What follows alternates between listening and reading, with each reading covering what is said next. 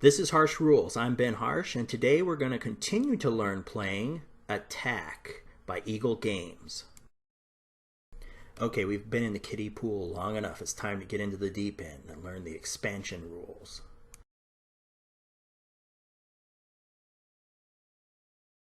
So for those of you just joining us, these are all of the units you need from the basic set, and these are all the items you will get in the expansion.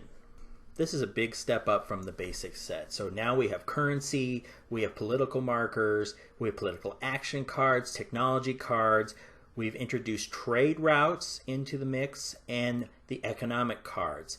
So one quick note is that you'll want to combine all of these economic cards with the economic cards from the basic set. You don't get rid of the basic set cards, you add it all together. And the reason is because you have so much larger of a territory, so you're going to need those extra cards. Okay, here we go. Let's set up the expansion rules for Attack. Okay, everyone gather around the game table. And it better be a big one because this map is 5 feet long when you set it all up. It is huge. This game supports up to 6 players, and it is still huge. And in fact, if you want to go to eaglegames.net, you can actually buy pieces for players 7 and 8. So this thing can support up to 8 players, and there's still plenty of room. So once you get your crew settled in, each player will roll 2 6-sided dice to determine the order of play. Step 2 is the ultimate test of every player's patience and gamesmanship. That's right, it's time to choose your unit color. Once the brawl breaks up and everyone regains consciousness, it's time to start collecting your starting units. Step 4, select one region for your capital and place 1 infantry unit on it. Step 5, select 3 more regions. So in the order of play, each player will select a region and put down one of their infantry units. Step 6, place the remaining units. So you'll keep going around the table in the order of play, but except this time you will place 5 units at a time. If you look at the map example above, you'll see that there's all these areas circled. These are the sea regions where you can place your Navy unit. To claim a sea region, place one of your Navy units next to the text of the sea you want to occupy. Step 7, it's time to select your government type. So for the first 4 players, put one of the economic units face down so you can't see which government it is, and then stir them up and randomize them. Each player will select one of these to determine their government. Repeat this process again for players 5 through 8. In any game, there should be no more than 2 of each type of government. Governments and political parties are a huge part of the new game. Each government requires different role-playing and strategy to be successful. The winner of the game is no longer decided by who falls first, like in the basic rules. It's decided by victory points. When the game ends, all governments get 2 victory points for each region they own. More victory points are tallied, though, based on the type of government you are and the actions you've taken. Playing a democratic government is a way different experience than playing a fascist government. For example, a democratic government gets a victory point for every minor neutral that's a democracy, but they lose a victory point if they invade any minor neutral.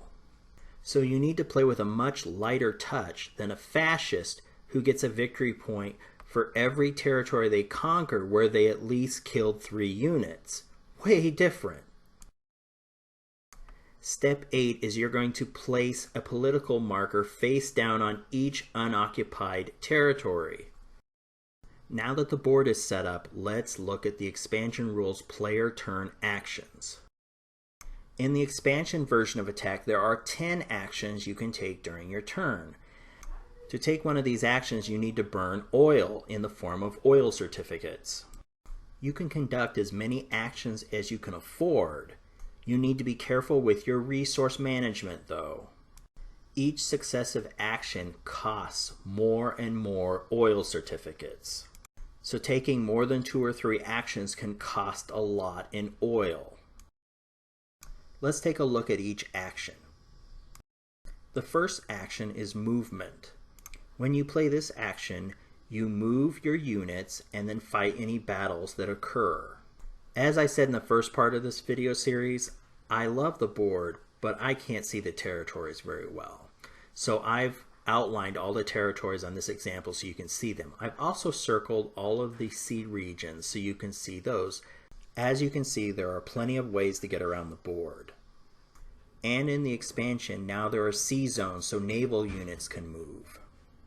The easiest way to do that is to count from sea region name to sea region name. So for example, a submarine can move 2 sea regions.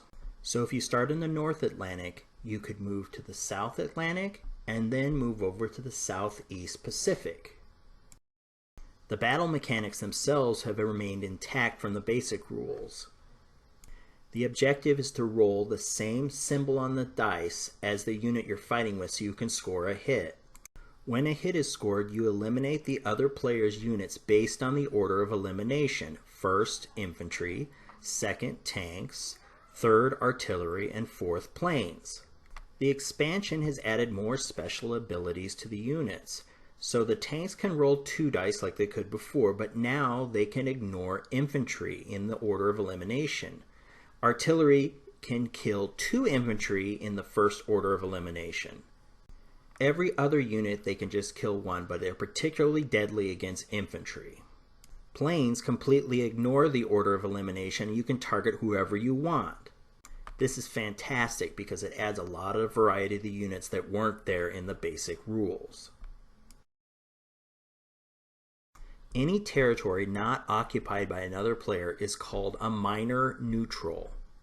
There are a number of ways to deal with them, but the most basic is to just attack them. So first of all, flip over their economic token to see which government the minor neutral is.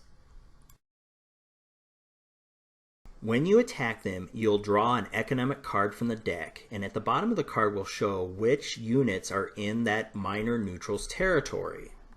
You'll then resolve the conflict as normal, and when you win, you will get their economic card as well as a political action card. To illustrate, let's run through a basic land battle. I set up my battles like this. You have your attackers on the left side, your defenders on the right, and you use a dice at the top to say what round it is and tell you the number of units in force. When you start the battle, you only are allowed 4 units in force, so any additional units you have sit in the reserve area. So then in round 1, you roll the dice, you match the symbols to any of the units that you have and score a hit. You remove the dead, and that's the end of round 1. Switch the dice to 5 and start round 2. So now you have 2 open areas in each section that you can reinforce from your reserve unit area. So move those guys forward. You're going to continue this process, progressing through the rounds and moving the dice up a number every time until there are no units left and you can claim a victory. Land battles in attack are still really quick and easy. Naval battles, on the other hand, are still a little bit problematic. Even though the expansion gives you plastic units now, it's still easier to resolve combat using the cards because the mechanics for naval combat is still the same from the basic game. So dig out the cards and select the cards that represent your navy that's in the conflict, shuffle them, and then put them face down across from each other. You're then going to flip them over to see which ships are pairing off against which ships, and make sure you add in all the modifiers, which is why I suggest you keep the cards because they're written on each card. If it makes you feel better, you can put the plastic ships on top of the cards. There, are you happy? No, I didn't think so. Next, you're going to roll the regular dice to determine the outcome of the conflict. Just look at the modifiers, and whoever scores the higher number wins. The expansion adds strategic bombing, which is a new action. The purpose of a strategic bombing is to damage another player's economy. Essentially, you're going to hit him in the wallet. So once you select this as your action, you launch your squadron of planes. Range doesn't come into play. You can launch a strategic bombing from anywhere in the world. You're going to divide your attack squadron into two groups, a group of fighters and a group of bombers. The fighters protect the bombers on their bombing runs. The defending country will lay out their economic cards, those are the targets, and then they have a choice whether or not they want to launch a defense squadron. So essentially any planes that they have can be put into the air against the bombing run. Defenders get to shoot first, so for each plane they have in the defense squadron, they get one 6-sided dice. For every 6 they roll, they hit one of the fighters. Then it's the fighters' turn to shoot back. They get a dice for each of the planes in the fighter squadron. If they roll a 6, they get to take down one of the defense squadron planes. Finally, the bomber group gets their chance. Each bomber gets a 6-sided dice, and when they roll a 6, they get to choose which economic card they hit. When an industrial card is hit, you flip it face down, and that card is out of action for a whole round of play. The rules are a little murky on this, but my interpretation is that this is a one-shot deal, so once this is finished, you turn around, you head for home, that's it. Now you can't target trade routes in a strategic bombing, but you can during commerce raiding. In fact, that's what it's all about. In commerce raiding, the star of the show is the submarine, and you get to sneak up into one of the sea regions where another player has a trading route, and you get to attack it. What's cool about the submarines in the expansion is the submarines can go right through another player's sea region, and even if they control it, they're so far underwater that they can't be attacked. However, once they conduct a commerce raid, and basically they're going to try to torpedo one of these trade routes, then they can be attacked if that player has a destroyer or a carrier in the same sea zone as their trade route. If there is a fleet of carriers and destroyers, you need to resolve that conflict first. So as the captain, you've got to decide whether or not the submarine is going to fight off the aircraft carrier and destroyer before it can make its run on the trade route. So you get out the cards, get the battle resolved, and then you can make a run on the trade route. How you conduct this is very similar to the strategic bombing. Each submarine in your little wolf pack has one 6-sided dice that they roll. If they roll a 6, they get a hit on a trade route. One hit and the trade route is out of play for one round. But if you hit it twice, it's destroyed and the card gets returned to the trade route deck and has to go through another auction to get it. So you can completely wipe it out. That's pretty cool.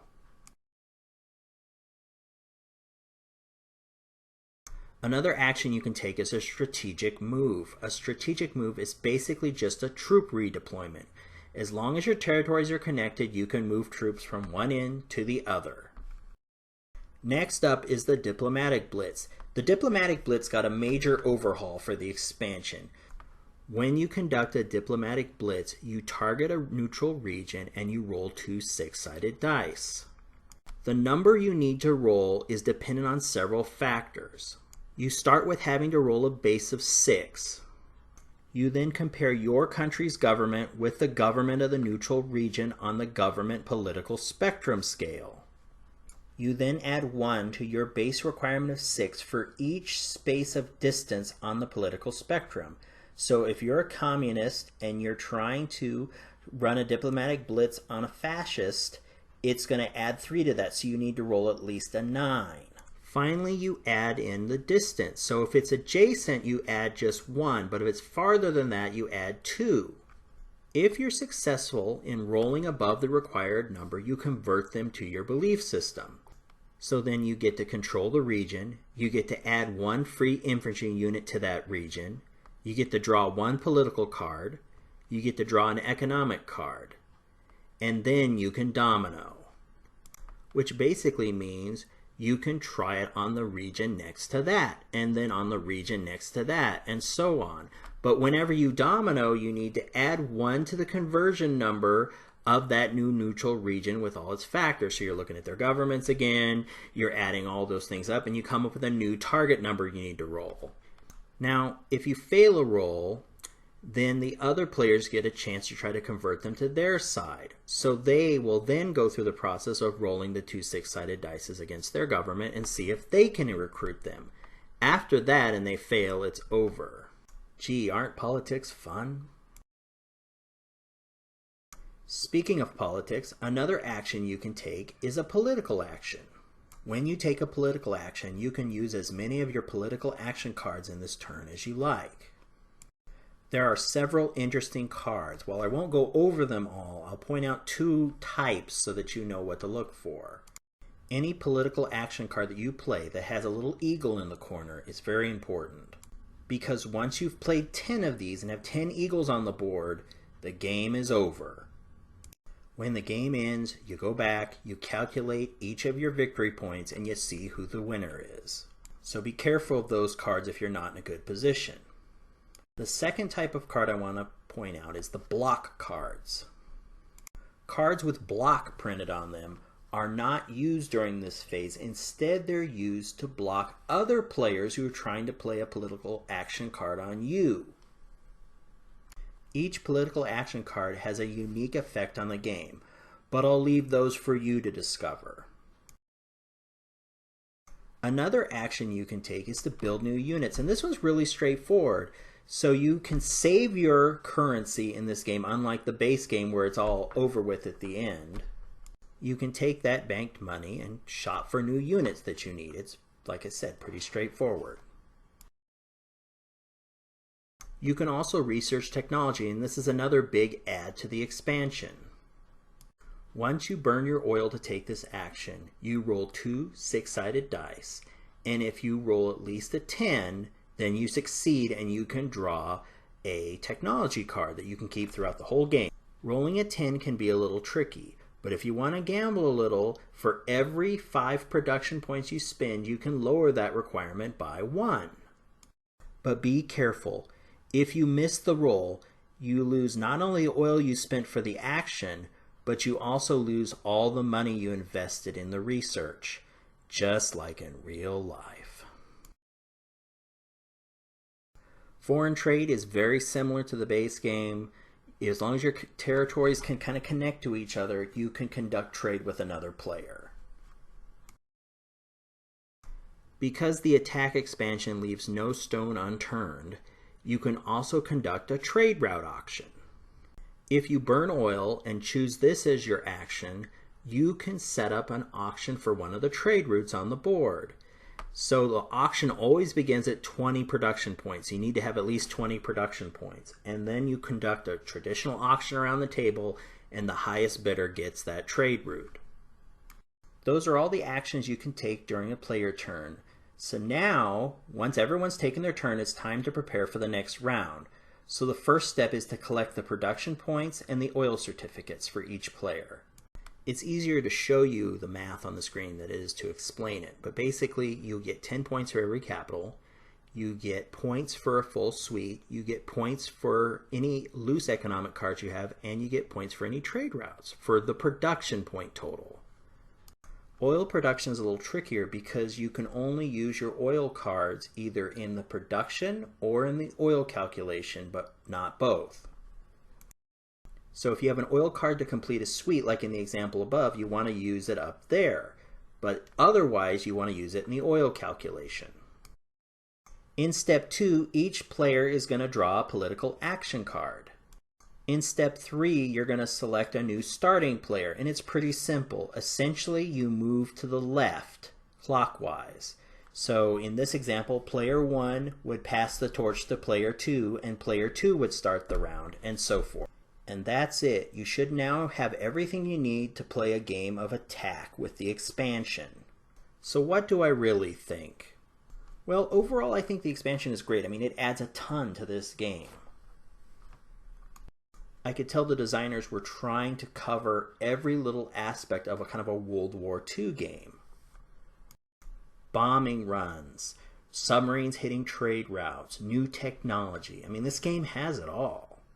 In particular, the government system is great. To win the game, you need to successfully roleplay your government. However, with all these great ideas, there's a ton of rough edges in this game. You've got a huge menu of actions you can choose from, and some of the rules for those actions are pretty fiddly. There's even one broken mechanic in the game. It's in the trade routes. So and maybe it's just my copy that I got, but why are there no trade routes for the Pacific? And why are there 2 trade routes for India and 2 for North Atlantic and South Atlantic? It doesn't make any sense. And why are the points for real tiny seas so high? Like the Coral Sea is like 6, and then a big ocean is like 3 or 4. It doesn't make any sense to me at all. But maybe it's just my copy of the game. Despite all that, Attack with the expansion is very fun. And Eagle Games has one more shot to kind of tweak things right with the deluxe expansion rules, which we'll be covering in the next episode. I haven't actually read them yet, so to try to keep the game separate in my head. So I'm looking forward to sitting down, reading through the deluxe rules, and see if they fix some of these things in the expansion. So I'll see you guys next time for Harsh Rules. See you next time.